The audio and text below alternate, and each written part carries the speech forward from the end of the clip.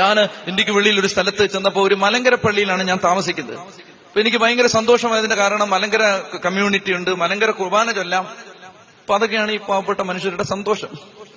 അപ്പൊ അങ്ങനെ കുർബാനയ്ക്ക് ഞാൻ ആദ്യത്തെ ബലിയർപ്പിക്കുകയാണ്. നല്ല കമ്മ്യൂണിറ്റി എന്ന് പറഞ്ഞാൽ അവർ ഉച്ചത്തിൽ പ്രാർത്ഥിക്കുകയൊക്കെ ചെയ്യുന്ന നല്ലൊരു ഗ്രൂപ്പാണ്. കുറച്ചുപേരെ ഉള്ളെങ്കിൽ എല്ലാവരും ഉറക്കെ പാടുകയും പ്രാർത്ഥിക്കുകയൊക്കെ ചെയ്യുന്ന ഒത്തിരി സ്റ്റാൻഡേർഡും അന്തസ്സുള്ള ആളുകളൊന്നുമില്ല. എല്ലാം ജീവിക്കാൻ വേണ്ടി വന്ന ആളുകളാണ്. അതുകൊണ്ട് എല്ലാവരും അങ്ങ് ഉള്ളു തറഞ്ഞ് പ്രാർത്ഥിക്കുന്നവരാണ്. ഈ അന്തസ് കൂടുമ്പോഴല്ലേ പിന്നെ വാ തുറക്കാത്ത പോട്ട്, നീ ആവശ്യമില്ലാതെ എന്തിനാ ബുദ്ധിമുട്ടുണ്ടാക്കുന്നത്. അപ്പൊ ഏതായാലും ഇതുങ്ങള് നല്ല പ്രാർത്ഥന. ഇപ്പൊ എനിക്ക് നല്ല ഇഷ്ടപ്പെട്ടു. അപ്പൊ എനിക്കാണ് മനസ്സുള്ളിൽ തട്ടി ബലിയർപ്പിക്കാൻ പറ്റി. അപ്പൊ ഞാനൊരു കാര്യം ശ്രദ്ധിച്ചു. ഞാനിങ്ങനെ കുർബാന ചൊല്ലിക്കൊണ്ടിരിക്കുമ്പോ നാം എല്ലാവരും പ്രാർത്ഥിച്ച് കർത്താവിൽ നിന്ന് അനുഗ്രഹങ്ങളും കരുണയും യാചിക്കണം എന്ന് പറയുമ്പോ ഞാൻ കേൾക്കുകയാണ് ഈ എല്ലാവരുടെയും സ്വരത്തിന്റെ മേളിൽ ഒരു സ്വരം, കാരുണ്യവാനായ കർത്താവേ, അങ്ങ് മേളിൽ ഒരു സ്വരം. അപ്പൊ ഞാൻ വിചാരിച്ചു, ദൈവമേ, നമ്മുടെ ജാതിയിൽപ്പെട്ട ഏതോ ഒരുത്തൻ ഇവിടെ ഉണ്ട്. എനിക്ക് സന്തോഷമായി. കാരണം നല്ല ഉച്ചത്തിലാണ് മറുപടിയൊക്കെ വരുന്നത്. അങ്ങനെ ഒരു മിണ്ടിപ്പോയാ വല്ലതൊക്കെ താഴെ വീണു പോകുമെന്ന് പേടിച്ചൊന്നുമല്ല, നല്ല ഉച്ചത്തിലാണ് ഇത് പറഞ്ഞു. അപ്പൊ എനിക്ക് ഭയങ്കര സന്തോഷം. ഞാൻ എന്റെ മാക്സിമം ഊളിയം എടുത്ത് ഞാൻ ഉറക്കെ ചൊല്ലി. ഈ മനുഷ്യൻ എന്നെ തോൽപ്പിക്കുന്ന ഊളിയമാണ് അദ്ദേഹത്തിന്റെ. ഇത് ഭയങ്കര ഉച്ചത്തിൽ എനിക്ക് ഭയങ്കര സന്തോഷമായി. ഞാൻ വിചാരിച്ചു, ദൈവമേ, സന്തോഷമായി. പിറ്റേ ദിവസം പരിശുദ്ധ കുർബാനയ്ക്ക് ഈ മനുഷ്യൻ അൾത്താരെ നിൽക്കുകയാണ്. അൾത്താരെ നിന്നിട്ട് ലേഖനം വായിക്കുമ്പോ ആ മനുഷ്യന് ലേഖനം വായിച്ച് പൂർത്തിയാക്കാൻ പറ്റുന്നില്ല. പൗലോസ്ലീഹായുടെ ലേഖനം വായിച്ചിട്ട് അദ്ദേഹത്തിന് പൂർത്തിയാക്കാൻ പറ്റുന്നില്ല. കരഞ്ഞുകൊണ്ട് ഇത് വായിച്ചു നിർത്തുകയാണ്. എന്ന് പറഞ്ഞാല് വായിക്കുന്ന ഓരോ വാക്കിന്റെയും അർത്ഥം മനസ്സിലാക്കി വായിച്ച പരിശുദ്ധ കുർബാനയ്ക്ക് നിനക്ക് കണ്ണു നിറയാതെ പ്രാർത്ഥന നിർത്താൻ പറ്റത്തില്ല. ഇത് ഒരു ബോധവും വെളിവില്ലാതെ വരണ്ട് നിൽക്കുന്നതിന്റെ കാരണം ഇതൊന്നും പിടികിട്ടിയിട്ടില്ല. ഒന്നാമത് ഇതൊന്നും മനസ്സിലാക്കാതെ പറഞ്ഞു, ഇത് ഭയങ്കര എന്തുവാ ഇത് വല്ലതും മനസ്സിലാവും. എടാ, ബയോളജിയും കെമിസ്ട്രിയും മാത്തമാറ്റിക്സും ഒക്കെ നീ പഠിച്ചില്ലയോ? നിനക്ക് അത് പഠിക്കാൻ ബുദ്ധി ഉണ്ടായിരുന്നല്ലോ. PhD എടുക്കാൻ നിനക്ക് ബുദ്ധിയുണ്ട്. ഇത് മനസ്സിലാക്കാനാണ് ബുദ്ധിയില്ലാത്തത്. മനസ്സിലായില്ല? അതുകൊണ്ട് ആ വിഷയമൊന്നും പറയണ്ട. അത് പറഞ്ഞാൽ നമ്മൾ തമ്മിൽ പിണങ്ങും. അതുകൊണ്ട് അത് പറയണ്ട. പ്രിയപ്പെട്ട സഹോദരങ്ങളെ, ഏതായാലും ഇത് മനസ്സിലാവുന്നില്ലെന്നാ പറയുന്നത്. മനസ്സിലാക്കാൻ ശ്രമിക്കാത്തതുകൊണ്ടാണ് മനസ്സിലാവാത്തത്. അപ്പൊ ഇയാള് നിന്ന് അത് കഴിഞ്ഞിട്ട് എനിക്ക് ദൈവമേ ഇത്രയും സന്തോഷം വന്ന ഒരു സന്ദർഭം വേറെയില്ല. പരിശുദ്ധാത്മാവിന്റെ ആവാസം. അത് സാധാരണഗതിയിൽ പള്ളിയിൽ നിൽക്കുന്ന അധികം പേർക്കൊന്നും അത് എപ്പോഴാന്ന് പോലും അറിയത്തില്ല. പരിശുദ്ധാത്മാവ് വന്നോന്നോ ഇനി വരുമോന്നോ ഒന്നും അറിയാൻ പാടില്ല. ഞാൻ എന്റെ കാര്യം പറയാം, നിങ്ങളുടെ കാര്യമല്ല. ഉഗാണ്ടയിലെ ചില ആളുകളുടെ കാര്യമാണ് ഞാൻ പറയുന്നത്. നിങ്ങൾ അതിന്റെ പേര് എന്നോട് പണങ്ങുകയും ചെയ്യണ്ട. ബോധമില്ലാതെ നിൽക്കുന്നുണ്ട്. പരിശുദ്ധാത്മാവ് ഇനി വരുന്നുണ്ടോ എന്ന് തന്നെ അറിയാൻ പാടില്ല. വന്നു കാണും, വന്നാ കൊള്ളാം എന്നൊക്കെ പറഞ്ഞാൽ നിൽക്കുന്നു. ഏതായാലും ഈ മനുഷ്യൻ ആ മലങ്കര കുർബാനയിൽ ഉണ്ട്. ബാറക്കുമോർ, എന്റെ വാത്സല്യമുള്ളവരെ, സ്വർഗമാകുന്ന ഉയരങ്ങളിൽ നിന്ന് പ്രതാപത്തോടെ ഇറങ്ങി സമർപ്പിതമായ ദിവ്യരഹസ്യങ്ങളിൽ എന്ന് പറയുന്ന പ്രാർത്ഥനയുണ്ട്. ആ പ്രാർത്ഥന ചൊല്ലുമ്പോ ഈ മനുഷ്യൻ അത് ചൊല്ലുന്നത് കേട്ടാൽ പരിശുദ്ധാത്മാവ് ഇറങ്ങി വരുന്നത് ഇയാൾ കാണുന്നത് പോലെ നമുക്ക് ഫീൽ ചെയ്യുന്നത്. മനസ്സിലായോ? അതായത് പരിശുദ്ധാത്മാവ് ഇറങ്ങി വന്ന് ദിവ്യരഹസ്യങ്ങളുടെ മേൽ ആവസിക്കുന്നത് ഈ മനുഷ്യൻ കാണുന്നത് പോലാണ് അയാൾ ഇത് ചൊല്ലുന്നത്. നിങ്ങൾക്ക് തിരക്കുണ്ടോ ഇന്ന് പോവാൻ? 9 മണിക്ക് വിടാം കേട്ടോ. പകുതി പോലും ആയില്ല, കാൽഭാഗം പോലും ആയില്ല ഇന്നത്തെ വിഷയം. അപ്പൊ ഈ മനുഷ്യൻ ഇത് എനിക്കാണ് ദൈവമേ എന്റെ ചങ്ക് പൊട്ടുന്ന കരച്ചിലും സന്തോഷവും എല്ലാം എനിക്ക് വരുന്നുണ്ട് ഈ മനുഷ്യന്റെ ഈ പ്രാർത്ഥന കേട്ട്. ഞാനും അപ്പോ നമ്മൾ ആ മനുഷ്യൻ കൊണ്ടുപോകുന്ന ലെവലിൽ ഞാനും കയറുകയാണ്.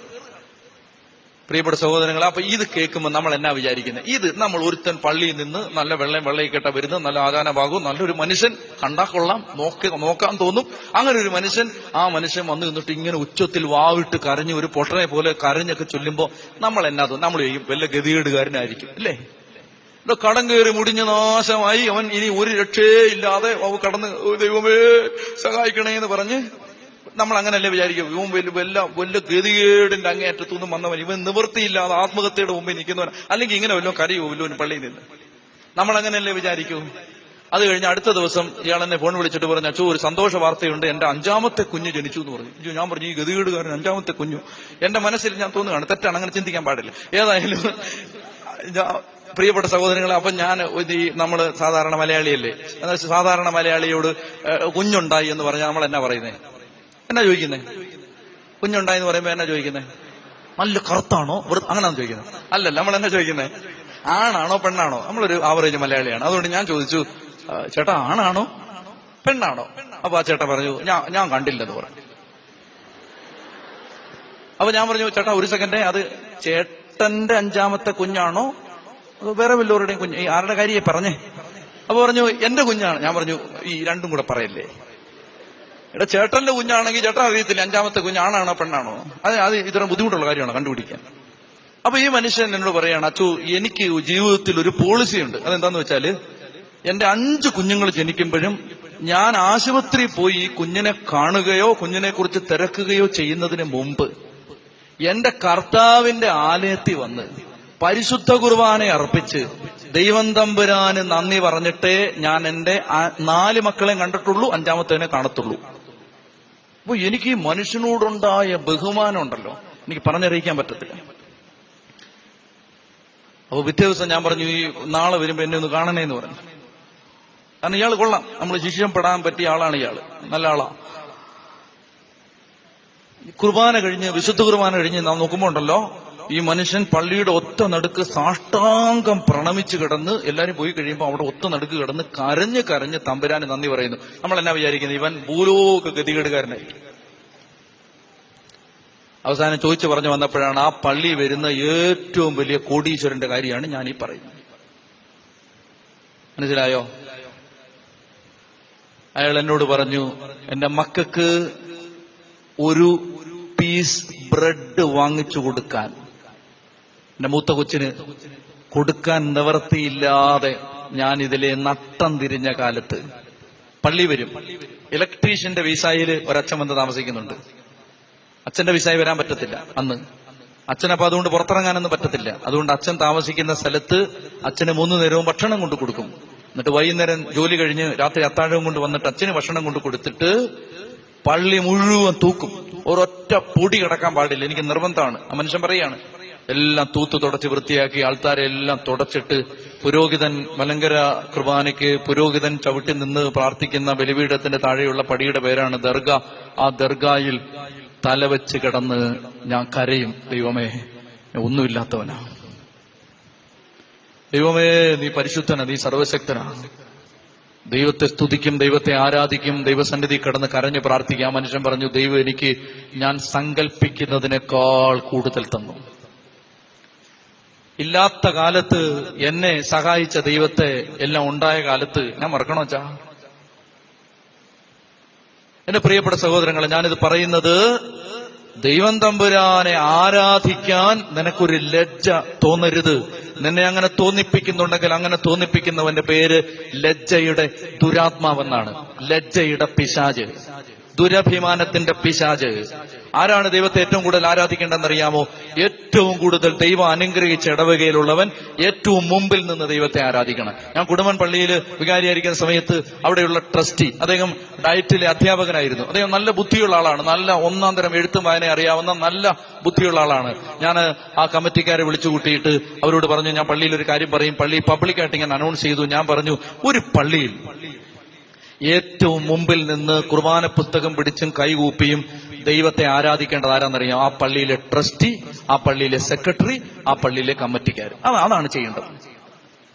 ഒരു പള്ളിയിലെ ദൈവത്തെ ആദ്യം ആരാധിക്കേണ്ടത്, അത് കാണിച്ചു കൊടുക്കേണ്ട ആരാ? പള്ളിയിലെ ഭാരവാഹികള്, സൺഡേ സ്കൂൾ അധ്യാപകര്, ഒരു പള്ളിയിലെ അവരാണ് ദൈവത്തെ ആരാധിച്ച് കാണിച്ചു കൊടുക്കേണ്ടത്. പള്ളി കമ്മിറ്റി ഓഫീസിൽ ആ സമയം ഞാൻ പറഞ്ഞു, പള്ളിയിൽ ഒരു പ്രാർത്ഥന ആരംഭിച്ചാൽ പള്ളിയുടെ ഓഫീസ് അടച്ചിരിക്കണം. പിന്നെ ഒരു ബിസിനസ്സും പള്ളിയിലില്ല. കച്ചവടം എല്ലാം പിന്നെ കഴിഞ്ഞ്, അത് കഴിഞ്ഞ് കിട്ടുന്ന മതി നമുക്ക്. എന്റെ പ്രിയപ്പെട്ട സഹോദരങ്ങളെ, എനിക്ക് ഈ വിഷയത്തിൽ ഞാൻ നിങ്ങളോട് പറയട്ടെ, പള്ളിയിൽ സാമ്പത്തികമായി ഒരു ദാരിദ്ര്യം ഇന്നുവരെ ദൈവം തമ്പുരാൻ ഞാനിരുന്ന് ഒരു പള്ളിയിലും തന്നിട്ടില്ല. ഒരു പള്ളിയിലും ഗതികേട് കൊണ്ട് ദൈവത്തിന് മുമ്പ് ഇരിക്കേണ്ട അവസ്ഥ പള്ളിക്കാർക്ക് വന്നിട്ടില്ല. ഒറ്റ കാര്യമുള്ളൂ, നമ്മള് പിരിവും രസീതും കൊണ്ടിരിക്കുന്ന സമയത്ത് പള്ളി കയറി ദൈവത്തെ അങ്ങ് ആരാധിക്കണം. ദൈവത്തെ അങ്ങ് ആരാധിക്കണം. പരിശുദ്ധ കുർബാനയ്ക്ക് ഞാൻ ആ പള്ളിയിലെ ട്രസ്റ്റിയോട് പറഞ്ഞു, ചേട്ടാ ഒന്നും വിചാരിക്കരുത്, ചേട്ടനാണ് ഒന്നാമത് നിന്ന് ദൈവത്തെ ആരാധിക്കേണ്ടത്. ഞാൻ മാറുന്നത് വരെയും ഞാനൊരു കാഴ്ച കണ്ടിട്ടുണ്ട്. അതായത് ഏറ്റവും മുമ്പിൽ എന്റെ ആ ഇടവക്കാരൻ അച്ഛനായി ഇവിടുത്തെ കൊച്ചച്ഛൻ ഇരിപ്പുണ്ടല്ലോ ഇവിടെ, ആ പള്ളിയിലെ ട്രസ്റ്റി, ഞാൻ ഇരുന്ന സമയത്ത് പള്ളിയിലെ ട്രസ്റ്റി ആയിരുന്ന ആള് ഏറ്റവും ഫ്രണ്ടില്, വാതിൽ കഴിഞ്ഞ് മുന്നോട്ടുള്ള ഭാഗത്ത് ഫ്രണ്ടിൽ നിന്ന് പരിശുദ്ധ കുർബാനയ്ക്ക് മുമ്പേ കരങ്ങൾ കൂപ്പി പ്രാർത്ഥിക്കുന്ന എല്ലാ കുർബാനയ്ക്കും ഞാൻ കണ്ടിട്ടുണ്ട്. ഇതാണ് ഏറ്റവും കൂടുതൽ ഒരു പള്ളിയിൽ ദൈവം അനുഗ്രഹിച്ചവരാണ് ദൈവത്തെ ഏറ്റവും കൂടുതൽ ആരാധിക്കുക. ഗതികേടുകാരനല്ല. നമ്മൾ ഇന്നത്തെ തലമുറയ്ക്ക് കാണിച്ചു കൊടുക്കേണ്ടത്. പ്രിയപ്പെട്ട സഹോദരൻ, നിങ്ങൾ ശ്രദ്ധിക്കണം. അതായത് പള്ളിയില് നമ്മള് ദേവാലയത്തിൽ ദൈവാരാധന നടക്കുമ്പോ നമ്മൾ മുറ്റത്ത് നിന്നാൽ, അതിലേക്ക് വരാൻ നേരമില്ല, ഇന്ന് വരാൻ നേരമില്ല, തീർന്നു സമയം, നാളെ പറയാം. നമ്മൾ ജീവനോടുണ്ടെങ്കിൽ നാളെ ഇതെല്ലാം പറയും.